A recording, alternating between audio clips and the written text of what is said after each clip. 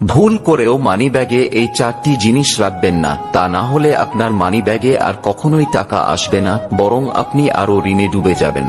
কি সেই জিনিস, সেটা জানার আগে যারা মন থেকে বিশ্বাস করেন বিপদে পড়লে রক্ষা করবেন প্রভু শ্রীরাম, তারা লাইক করে কমেন্টে জয় শ্রীরাম লিখে দিন। নাম্বার 1, কিছু মানুষ আছে যারা কেনাকাটা করার পর পুরনো বিল তাদের মানিব্যাগেই রেখে দেয়, তবে জেনে নিন এতে মা লক্ষ্মী খুবই অপমানিত বোধ করেন, ফলে আপনার জীবনে আর্থিক কষ্ট নামতে পারে। নাম্বার 2, মানিব্যাগে কখনোই ভগবানের ছবি রাখা উচিত নয়। শাস্ত্রবিদরা বলছেন মানিব্যাগে ভগবানের ছবি রাখলে ঋণের বোঝা মাথায় চেপে যায়। নাম্বার 3, মানিব্যাগে কখনোই কোনো প্রকার চাবিকাঠি রাখা উচিত নয়, এর ফলে জীবনে অর্থনৈতিক কষ্ট ও দারিদ্রতা নেমে আসবে।